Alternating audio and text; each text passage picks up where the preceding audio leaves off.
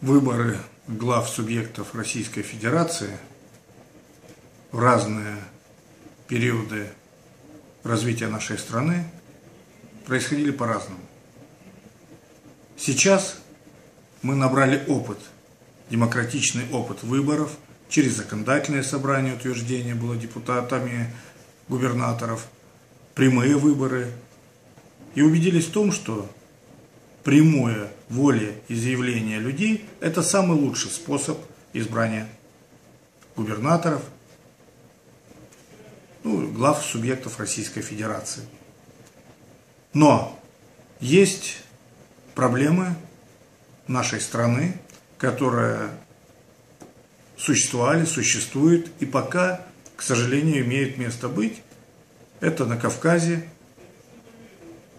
Часто мы видим и воздействие извне на то, чтобы расшатать ситуацию и разрушить нашу единую страну. Как это произошло в свое время с нашей Родиной, Союзом Советских Социалистических Республик. Этого допустить нельзя. И есть республики, в которых выборы должны происходить через волеизъявление людей, через депутатский корпус.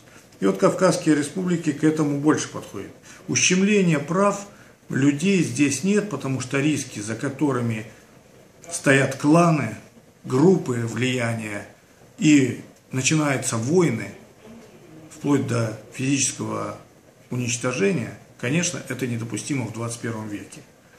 Поэтому, когда депутаты в дискуссии, в дискурсе ищут общий язык, заручаются поддержкой президента страны, правительства страны, депутатского корпуса на уровне Государственной Думы, членов Совета Федерации, это снимает такую воинственную нагрузку, вот эту опасность, потому что одна жизнь человека дороже всех наших споров, которые вокруг этого происходят. Поэтому пока мы сторонники такого подхода в республиках наших любимых Северного Кавказа выбирать через парламент.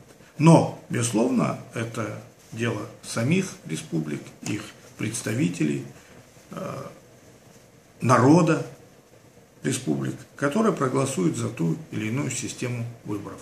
Мы просто сказали о своем пожелании, и как партия «Единая Россия», и как депутат Государственной Думы, как член партии «Единая Россия», как депутат Государственной Думы, я поддерживаю именно такую позицию.